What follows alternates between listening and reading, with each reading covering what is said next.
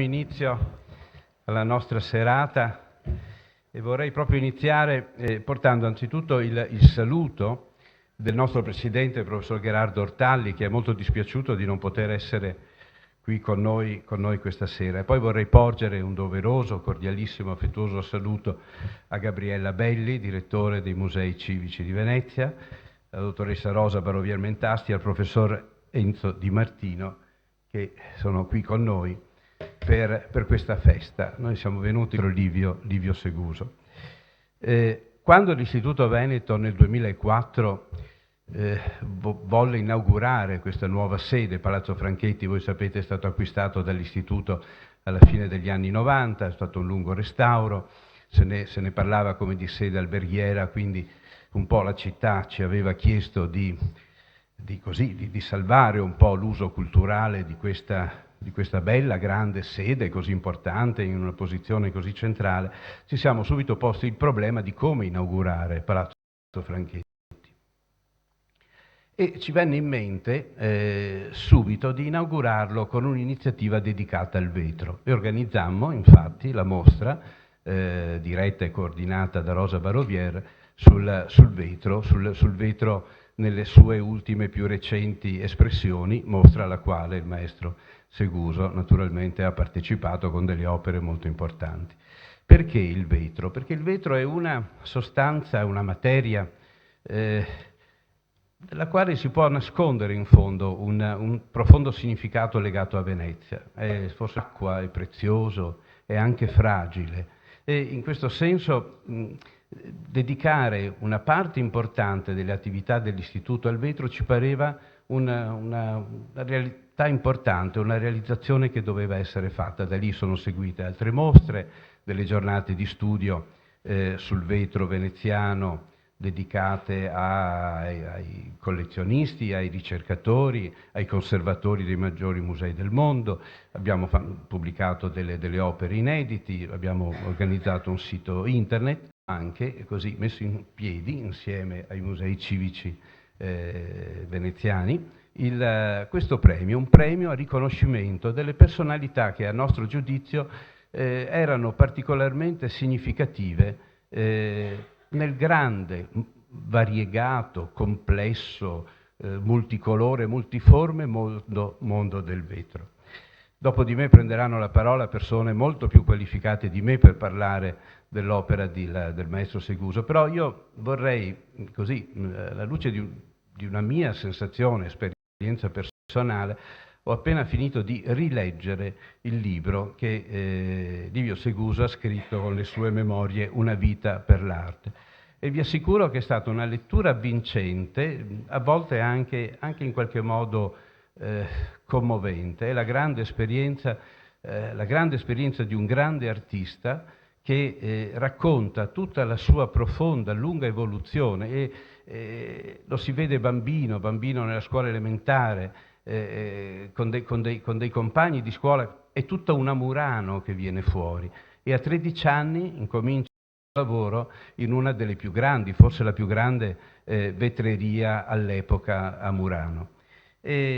Ed appare un mondo, vi confesso, la cui lettura per un estraneo come me, io sono veneziano, però effettivamente ho imparato tantissimo, tante cose nuove, ne è venuta fuori a grande rilievo questa esperienza straordinaria del maestro vetrario, l'esperienza della fornace, il primo maestro, il secondo maestro, il servente, il serventino, il ganzone, e il problema delle miscele, le temperature, la chimica, la costruzione della fornace, strumenti, tecniche, gestione, organizzazione, tutte cose di cui Livio Seguso non solo si è occupato, ma è diventato assolutamente, come dire, padrone di tutti questi aspetti. È una Murano ed è un'esperienza di vita dove un posto importantissimo ha prima di tutto la famiglia.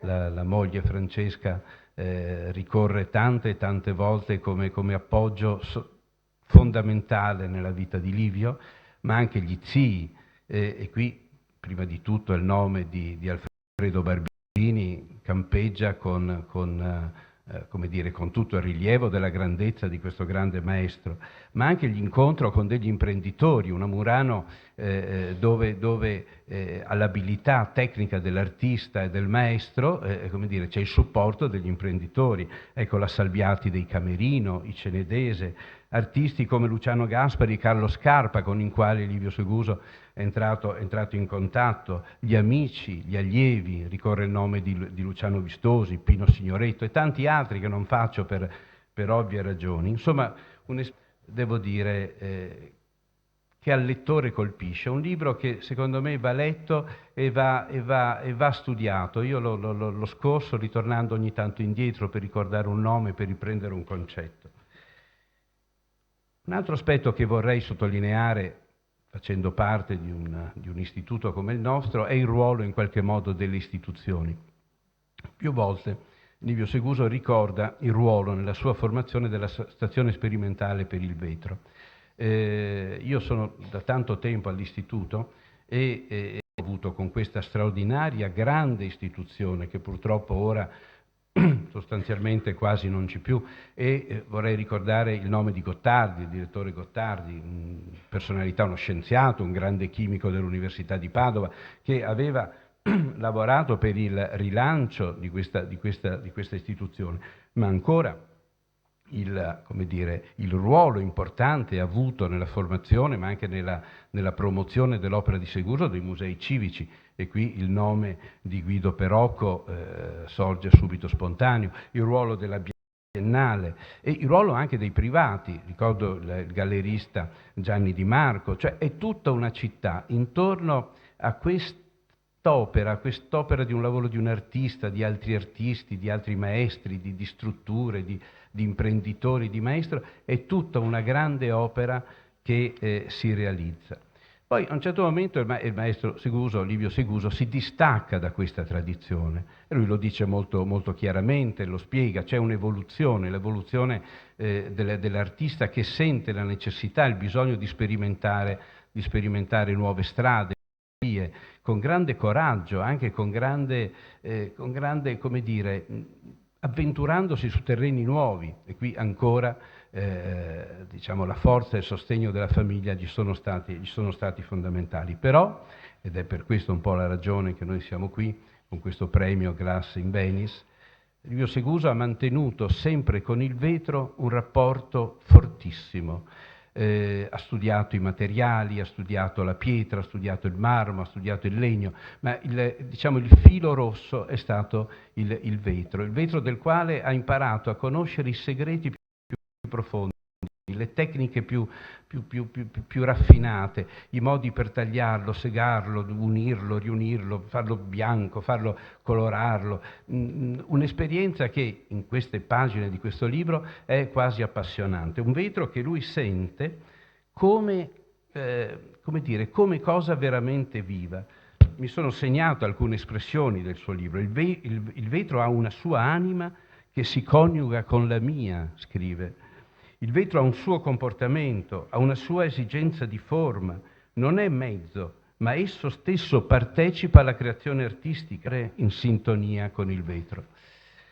Chiudo ringraziando il maestro Seguso di questo libro, di questa lezione di vita che ci ha dato. È una testimonianza di vita preziosa, di un mondo che ci appare oggi in qualche modo lontano. Tutti noi che abbiamo vissuto a lungo a Venezia e abbiamo sperimentato, stiamo vivendo questo cambiamento che la città sta avendo, che Murano sta avendo, e questo coraggio del maestro Seguso di scrivere le sue memorie, un po' un incitamento un po' a tutti noi, se tutti noi un po' scrivessimo le nostre memorie di che cos'era la Venezia di un tempo, di che cos'era la Murano di un tempo, non per amore di ricordo, non per guardare indietro, ma anzi per fornire, credo, una strada, un seme a quelli che stanno preparando la Venezia del domani.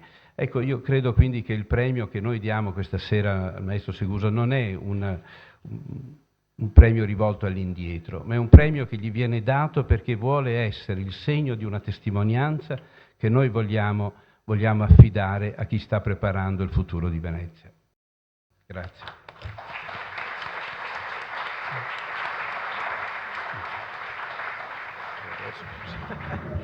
Buonasera, innanzitutto mi scuso perché vi ho fatto aspettare, ma avevo veramente un problema che facevo fatica a lasciare questa riunione. Bene, io ringrazio naturalmente Sandro Franchini, ringrazio l'Istituto Veneto, che è per noi una specie di nuova casa, una nuova casa nella quale abbiamo trovato una comunione di intenti, una collaborazione.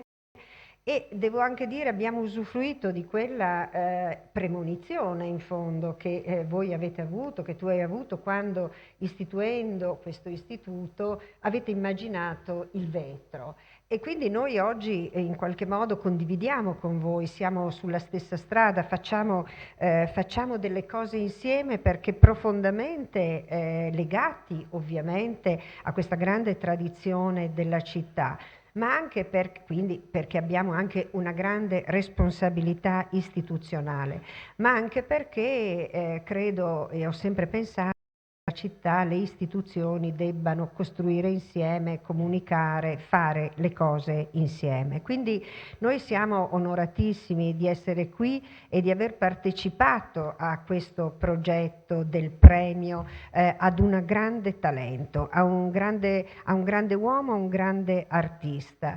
Devo dire che Livio Seguso forse è stata una delle prime persone che ho conosciuto quando sono arrivata qui a Venezia, digiuna, devo dire, di quella che era tutta la tecnica straordinaria che sta dietro la lavorazione del vetro, digiuna, ma magari ecco forse più con uno sguardo da storico dell'arte che si è occupato sempre di Novecento e quindi anche di queste tradizioni.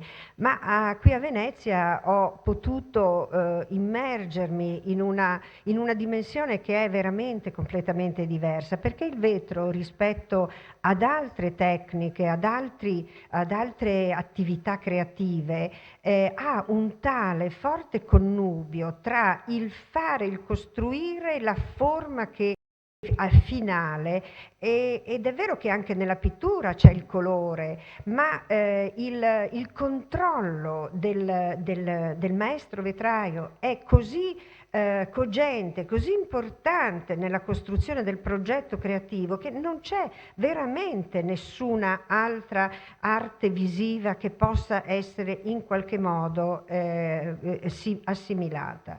Il progetto di Livio Seguso, anch'io un po' faccio riferimento al suo libro di memorie, è una cosa che mi ha insegnato tantissime cose. Poi se tu sei veneziano, io sono trentina, quindi la mia esperienza di scultura magari è legata più al legno che a questo materiale straordinario, sofisticato, incredibile. E devo dire che anche per me questo libro è stata una scoperta, veramente una scoperta preziosa di un mondo che io, come dire, non avrei mai potuto cogliere né immaginare. Credo che siano testimonianze straordinarie, l'hai detto tu prima, Sandro, è veramente importante. Se tutti voi lasciaste una testimonianza di quello che durante la vita avete raccolto, visto, documentato, sentito, insomma questo arricchirebbe moltissimo anche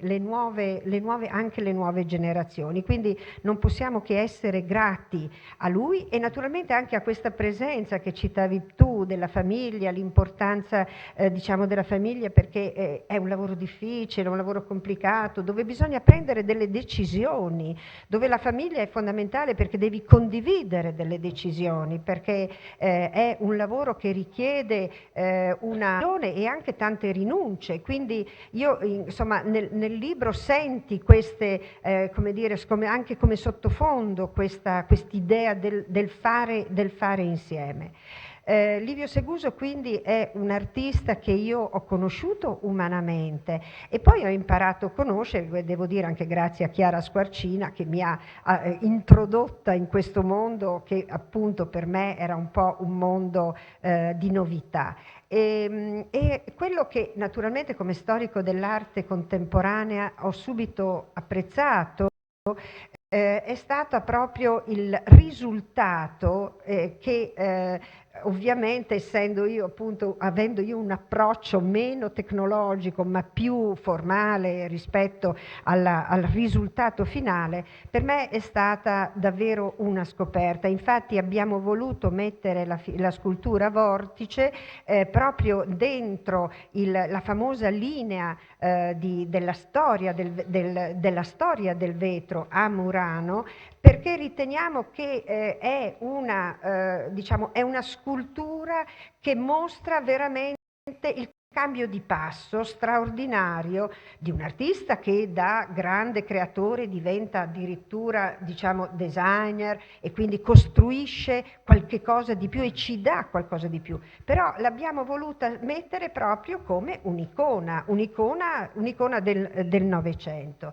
Ecco, io penso che se Livio Seguso ci ha guidato verso il suo passato, la sua storia, ci ha regalato un sacco di momenti, di esperienze così importanti, ecco, io penso proprio che oggi il premio Livio Seguso continuiamo, questa grande, straordinaria creatività è solo un passo, è un momento questo nostro premio, quindi è come dire, bisogna che il presente e il futuro prenda veramente e continui, perché sono questi maestri, siete voi che siete dei grandi maestri, che potete davvero passare esperienze che non sono solo le esperienze tecniche, ma sono le esperienze, direi, proprio più profonde, che sono le esperienze di una vita, sono le esperienze della vostra straordinaria umanità. Io vi ringrazio e passo la parola. No. Ecco. Forse.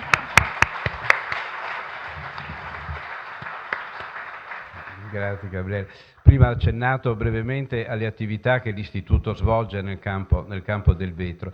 Sono delle attività complesse che il cancelliere dell'Istituto Giovanna Palandri e io cerchiamo così di promuovere con molto impegno e anche con molto entusiasmo. Nulla potremmo fare se non avessimo il supporto così scientifico, competente, prezioso e garbatissimo sempre di Rosa Barovier, alla quale do molto volentieri la parola come membro della Commissione e come anche proprio anima scientifica un po' di tutte le nostre attività. Grazie. Beh, mi riesce un po' difficile parlare di una persona che ammiro anche a livello molto personale, Livio è una persona straordinaria. Io riguardavo un po' i cataloghi del passato, non tanto il suo libro che abbiamo visto, abbiamo presentato e che è molto bello. Importanti secondo me sono state il Coburger Glass Prize del 1977, dove è stato anche premiato. Coburgo ha una collezione vetraria veneziana straordinaria e ha fatto a intermittenza dei premi molto importanti e delle mostre di vetro contemporaneo. Siamo nel 1977 e Livio partecipa a una mostra che comunque è confinata nel mondo del vetro, ma sono al di là dell'oggetto, dell'oggetto decorativo, dell'oggetto funzionale. E diciamo, secondo me, forse lui mi criticherà, ma quello è stato l'esordio a livello internazionale del suo lavoro.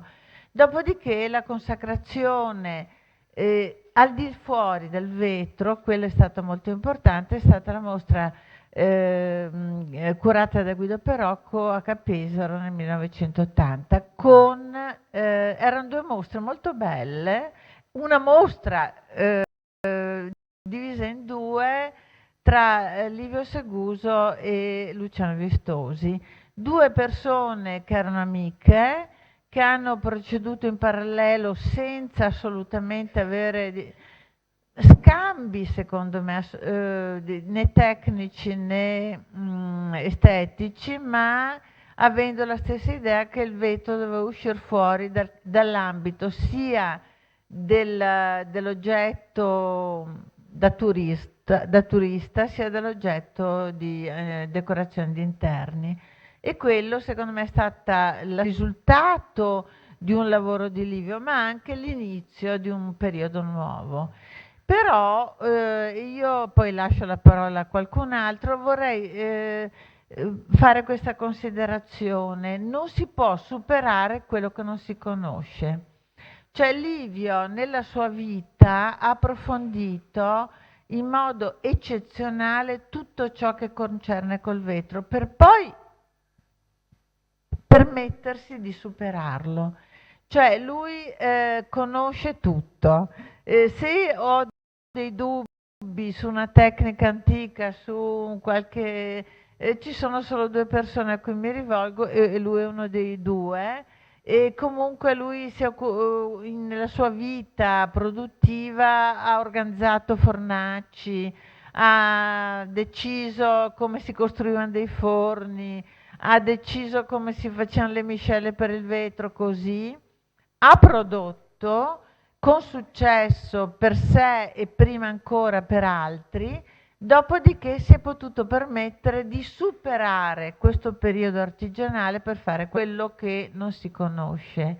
Quindi quello mi pare fondamentale. Ci sono stati altri episodi di artisti che hanno lavorato col vetro, ma sono state cose assai più effimere, proprio perché erano persone che arrivavano a Murano, lavoravano, magari anche riuscivano a fare delle cose belle, però dovevano affidarsi a terzi, per cui dipendeva molto da quei terzi a cui si affidavano il risultato di quello che facevano.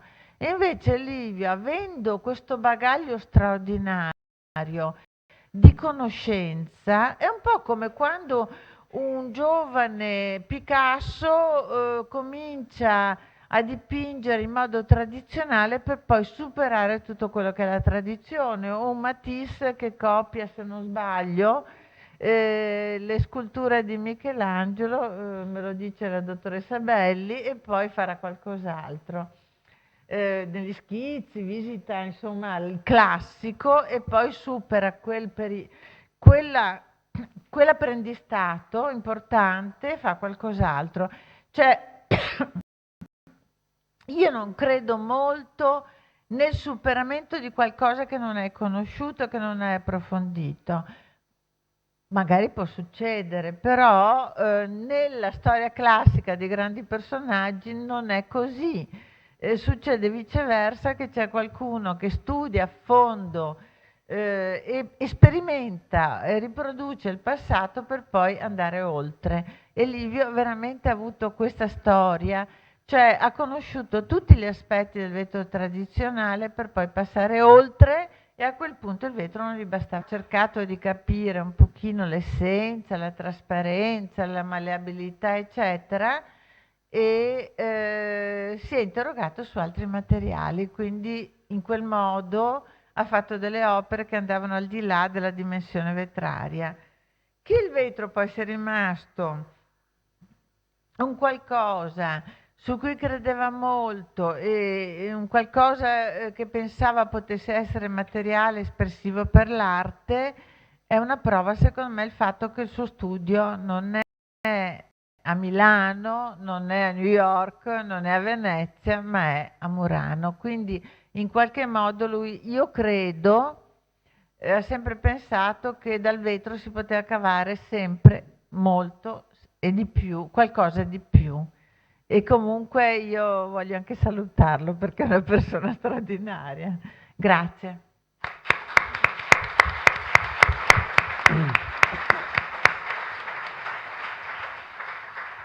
Ora avremo un breve video di alcune opere di Livio Seguso, dopodiché sono particolarmente lieto di dare la parola al professor Di Martino, che terrà, profondo conoscitore e amico di Livio Seguso, che terrà, come dire, in qualche modo la laudatio in occasione del premio. Ora abbiamo il video e dopodiché il professor Di Martino.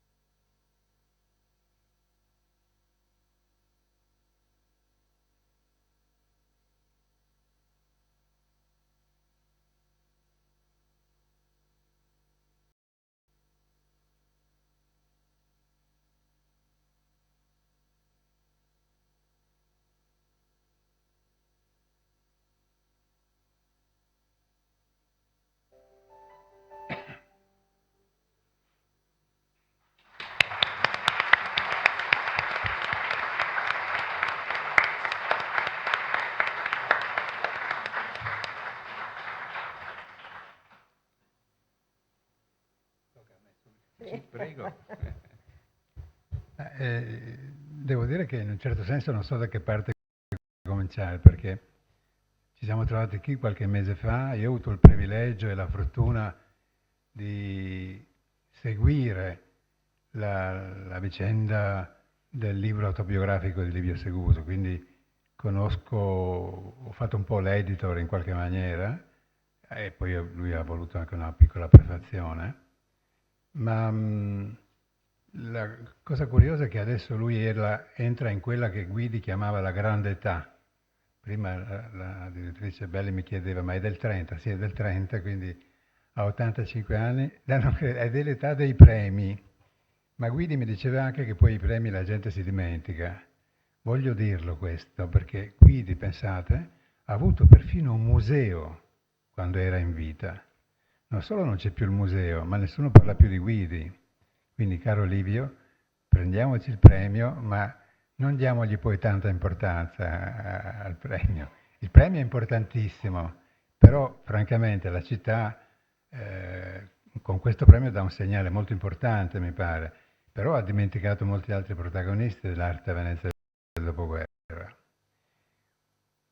Seguendo questa autobiografia di Livio, non voglio ripetere le cose che ha detto molto bene il cancelliere emerito Franchini, ma io ho potuto capire una cosa abbastanza curiosa, ed è giusto che la dica, che quando si parla di Livio Seguso è come se si parlasse di due vite, una prima vita e una seconda vita. Io credo invece che si tratti di una sola vita, perché perfino da ragazzi, quando giocavano con le prime possibilità di organizzare delle forme nello spazio, lui e il suo amico Luciano Vistosi, in realtà già a 13 anni pensavano e riflettevano come artisti, creatori di forme. Poi è chiaro che, essendo nato a Murano da famiglie vetrai, lo sbocco naturale era quello del vetro, della fornace. Anche se, per quanto ne so io, fin dall'inizio lui ha portato un cambiamento decisivo anche nella lavorazione del vetro di tradizione. Paradossalmente potrei dire Livio Seguso non ha mai fatto il vetro tradizionale, ha sempre fatto qualcos'altro. Questa doppia vita che di solito quando si parla di Livio Seguso viene fuori inevitabilmente, potrei eliminarla con una battuta. È come se parlassimo di Brancusi come marmista e poi come scultore, perché ha lavorato qualche mese da marmista. Non c'entra niente, Brancusi è Brancusi in quanto grande scultore. Ecco, io credo che dovremmo cominciare a fare i conti con Livio Seguso soltanto come scultore.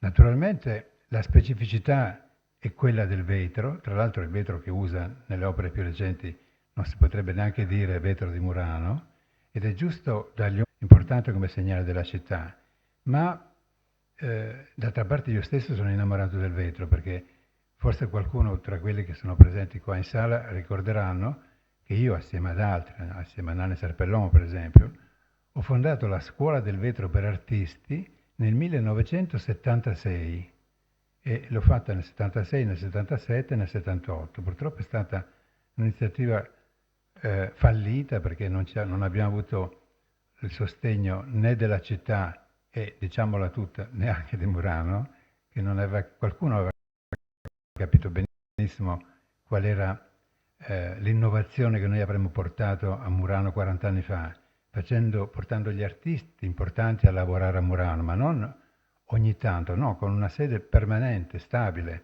Io poi l'ho fatto in seguito, ho appena finito di fare un multiplo di SGRO e qualche anno fa ho fatto 70 sculture di Joe Tilson. Voglio dire che questa iniziativa della Scuola del Vetro per Artisti avrebbe forse portato a Murano anche molto lavoro. Del resto, la passione per il vetro, appunto, io ce l'ho da 40 anni, ma non ho mai fatto distinzione come oggetto, come oggettistica per il turismo. Il vetro è una materia, dipende da chi la usa, ma è come il marmo, è come il legno, come qualunque altro materiale. E chi usa questi materiali, che fa diventare questi materiali dell'arte, e non per il solo fatto di usare quei materiali, perché allora questo si potrebbe dire anche di qualunque altro materiale. Tra l'altro, in questo senso, quindi conosco il lavoro di Livio Seguso da almeno 40 anni. Ricordo perfettamente come adesso, perché siccome frequentavo molto Guidi, frequentavo molto anche la Galleria Traghetto, e ricordo la prima mostra personale di Livio Seguso nel 1972 alla Galleria Il Traghetto. Ma subito dopo, chi segue un po' la biografia di questo personaggio, si accorge che subito dopo, un anno dopo, fa una mostra in Belgio, poi fa una mostra a Stoccolma, in gallerie private. Sarebbe perfino troppo lungo mettersi a fare un elenco delle molte gallerie d'arte che hanno ospitato i lavori di Livio Seguso, e l'hanno ospitato in quanto artista, non in quanto maestro vetraio. Se poi facessi l'elenco dei musei è incredibile, però, come giustamente è stato ricordato dalla Rosa Barovieri prima, un punto che segna un versante nella vicenda artistica e esistenziale di Livio è certamente la mostra del 1980 a Capesaro, voluta da Perocco, e peraltro c'entrava anche quello che io considero il mio maestro Giuseppe Marchiori in quella occasione, assieme di nuovo a Luciano Vistosi. È stata una mostra certamente che ha segnato io dico un versante prima, un punto di non ritorno, perché ha dato a questi due personaggi la consapevolezza di una realtà, di una possibilità espressiva che andava al di fuori di Murano. Del resto io con Luciano Vistosi dovevo realizzare, questo forse l'ho già raccontato l'altra volta, un ponte di vetro. Non sto scherzando, quelli di Murano sanno che Vistosi aveva progettato un ponte di vetro. Io avevo trovato anche il denaro per farlo, perché ricorreva l'80° anniversario della Perugina e Saverio Ripa di Meana, che era un mio carissimo amico, mi ha chiesto: dammi un'idea per celebrare questo anniversario. Aveva 2 miliardi di lire a disposizione. Siamo andati da Vistosi, siamo andati a vedere il ponte Scella, il sindaco Massimo Cacciari, che era preso dal disastro della Fenice, e ci disse: no, tutto quello che arriva a Venezia in questo momento è per la Fenice. Naturalmente la Perugina non ha accettato, per mettere 2 miliardi di lire in un pozzo che ne assorbiva un centinaio come minimo, non serviva alle necessità della Perugina, mentre se avesse realizzato un ponte di vetro ne avrebbe parlato tutto il mondo. Quindi vedete che il mio approccio, almeno con questi due personaggi, è stato sì con il vetro, ma è sempre stato con un'occhiata che cercava di capire quali erano le loro potenzialità in quanto artisti. E dopo questa mostra del 1980 a Capesaro potrei fare un elenco lunghissimo di musei.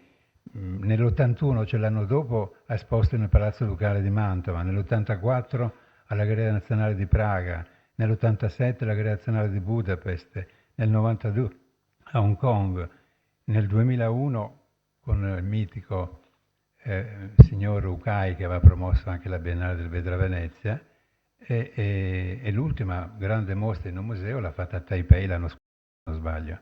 Quindi vedete che la vicenda espressiva e esistenziale di Livio Seguso si svolge tutto su un percorso che è quello di un artista, con tutti gli inciampi, le difficoltà, i ripensamenti, le ricerche continue che qualunque artista ha nel suo lavoro.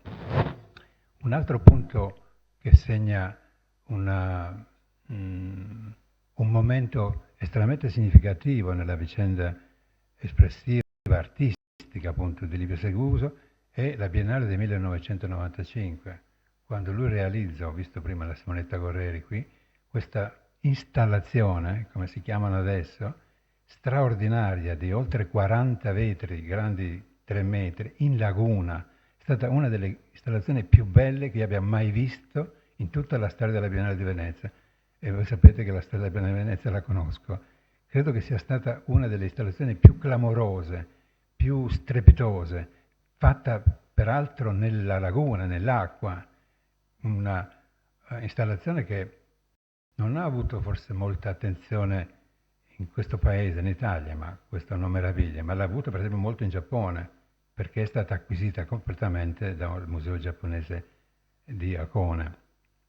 Quindi anche questa installazione, e parliamo già almeno di 20 anni fa, e non è più neanche la certificazione di Livio Seguso in quanto artista. Questo era già avvenuto ufficialmente con la mostra del 1980 a Capesaro.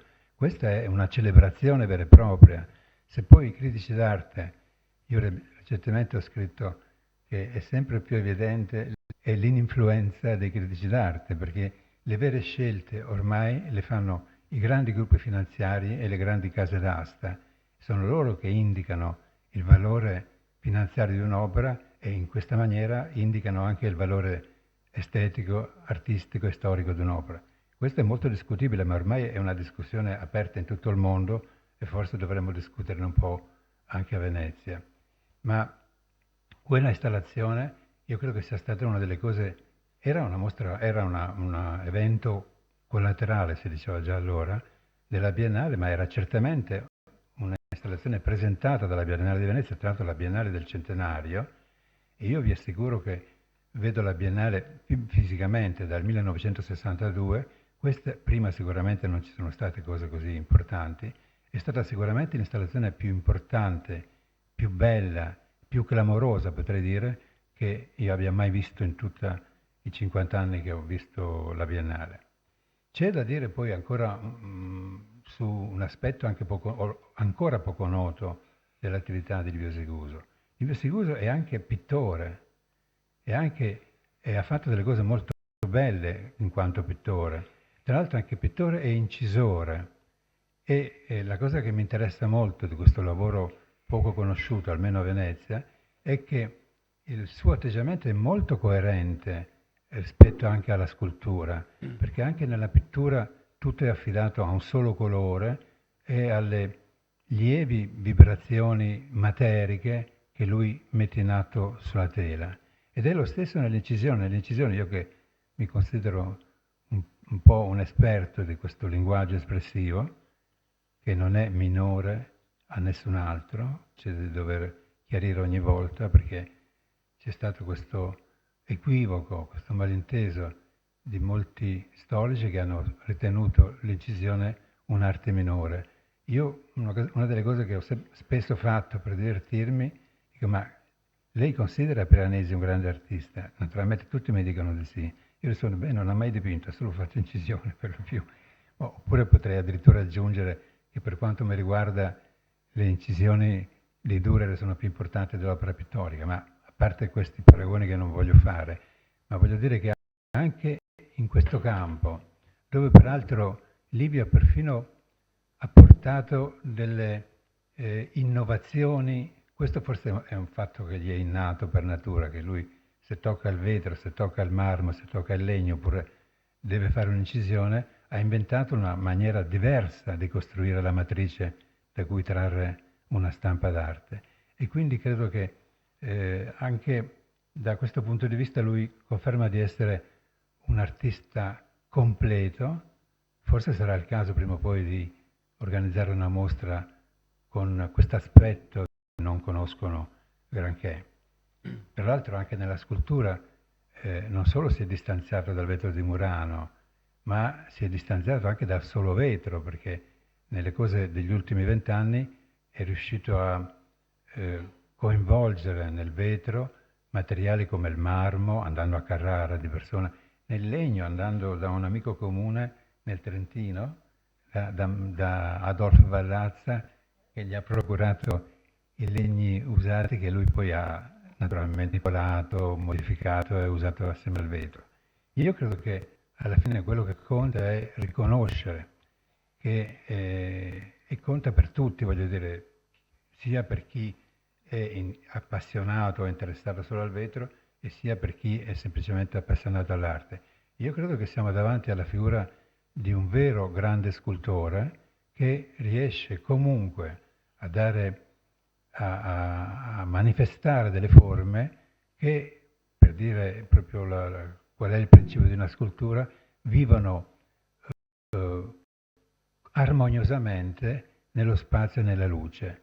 Questo premio, che ripeto è importantissimo e forse è stata anche l'occasione per sottolineare questi aspetti della personalità di Livio Seguso, io lo trovo molto importante e a me soprattutto è interessato e mi ha preso l'attenzione la motivazione, perché ha usato il vetro come mezzo per esprimere l'arte. Grazie.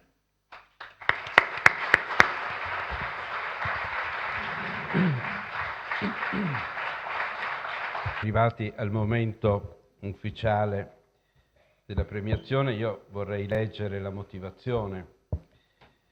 La commissione giudicatrice del premio internazionale Glass in Venice, promosso dall'Istituto Veneto di Scienze, Lettere ed Arti e dalla Fondazione Musei Civici di Venezia, è composta da Rosa Barovier, Gabriella Belli, Sandro Pezzoli, Sandro Franchini, a riconoscimento dell'altissima qualità delle creazioni artistiche di Livio Seguso, nelle quali il vetro viene esaltato in maniera innovativa, spesso abbinandolo ad altri materiali.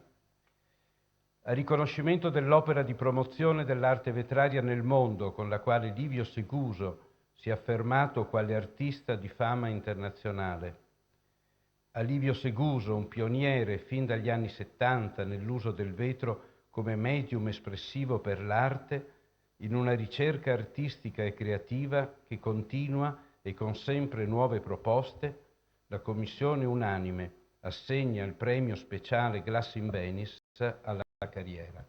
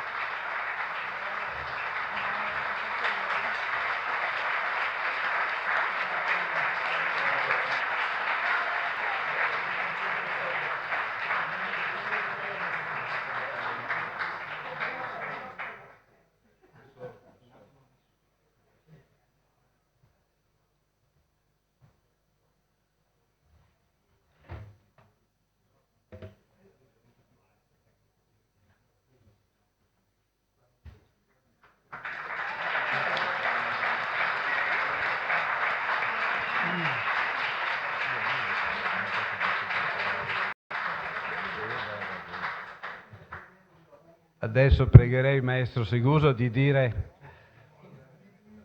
la borsella, la borsella. Adesso pregherei il maestro Seguso di dirci due parole, se vuole, accomodarsi lì al podio, maestro.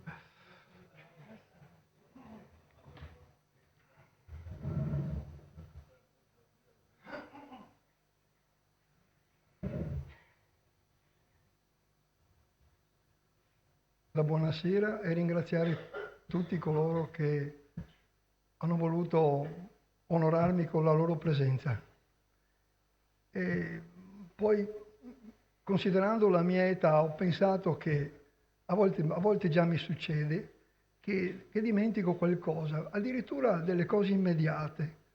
Penso di fare un qualcosa o di dire un qualcosa, nello stesso momento la dimentico perché è sovrapposta da qualche altra. Allora ho pensato, per non dimenticare di ringraziare persona per persona, ho pensato di farmi una scaletta, farmi un appunto. Scusatemi, ma vedrete anche voi quando raggiungerete la mia età, avrete qualche problemino. Vi auguro di no. Dunque, tutti i presenti li ho ringraziati, ma in modo particolare voglio ringraziare la direzione dell'istituto e naturalmente ringrazio i componenti della commissione giudicatrice che ha deciso questa assegnazione, quali la dottoressa Gabriella Belli, la dottoressa Rosa Barovier, il dottor Sandro Franchini, la dottoressa Chiara Squarcina, simpaticissima, e il signor Sandro Pezzoli, che al momento non so se è qui, ma non è qui.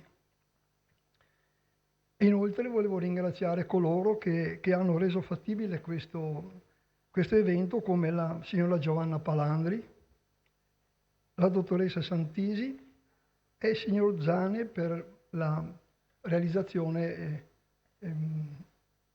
cinematografica, se vogliamo chiamare. Io vorrei anche dire qualcosa, perché più volte mi hanno sollecitato di dire qualcosa, ma ho paura di annoiarvi.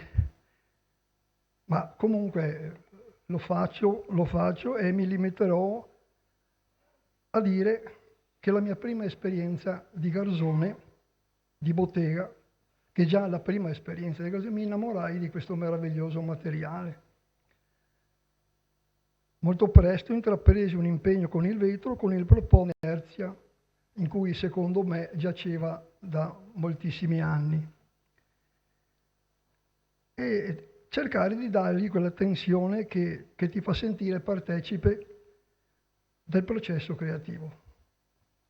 Da allora misi in atto un mio progetto con la speranza di poter riuscire nell'operazione di riscatto del vetro in arte, perché avevo già intuito che questo materiale non era accettato come mezzo per espressione artistica, mentre io rifiutavo queste affermazioni perché ero convinto che qualsiasi materiale può essere valido, come è già stato detto anche, per esprimere un concetto d'arte.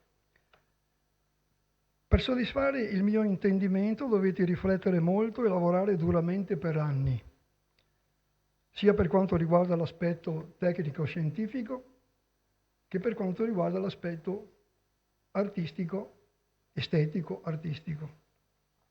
Giungendo nel 1980 la mostra personale al Museo d'Arte Moderna di Capesaro negli anni '80, evento che in un certo modo confermava i miei intendimenti. Una curiosità, ecco, questa è una cosa che mi viene in mente ogni volta, è poco conosciuta come notizia, ma fui chiamato a partecipare ad un'importantissima mostra incentrata sui materiali per le arti visive. Infatti il titolo era Il materiale delle arti, processi formativi dell'immagine, sottotitolo. Rassegna che avvenne a Castello Sforzesco di Milano, alla quale maestri dell'arte da Pietro Cascella, Arnaldo Pomodoro, da Pietro Consagra, Carlo Scarpa, e l'elenco non avrebbe fine perché erano talmente moltissimi. Racconto questo episodio perché il direttore della mostra, Bruno Freddi, nella prefazione che riguardava il mio lavoro, concluse il suo testo con queste precise parole. Seguso, diceva, opera nel vetro perfettamente trasparente, lasciando alla luce il compito di evidenziare le sue linee pure, cristalline, innaturate, ad opera di uno scultore, e questo mi è rimasto nella mente, questa ultima frase, che pare sia stato scelto dal vetro come proprio divinatore. Qualche anno dopo mi venne conferito il premio Una vita per il vetro, che credo non lo sappia nessuno, e oggi, a distanza di 35 anni, a conferma dell'evolversi della mia ricerca artistica, che negli anni 60 si è articolata attraverso altri classici materiali, ma anche di differenti discipline, oltretutto, oggi ho ricevuto da questo autorevole istituto il prestigioso premio alla carriera. Di questo ne sono profondamente onorato e soprattutto soddisfatto, però desidero fare una dichiarazione. Dedico questo importante riconoscimento alla mia intera famiglia ed in particolare alla mia devota moglie Francesca, senza il cui amorevole sostegno credo che non avrei potuto concretizzare quelle apparizioni che pervenivano dal mio immaginario creativo, e per questo gli dico ancora grazie di esistere.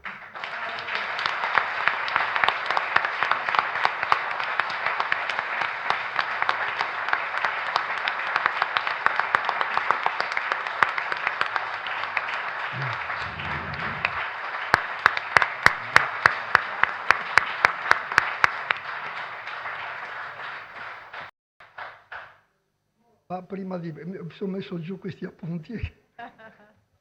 Grazie, Grazie, ancora, maestro. grazie. Grazie.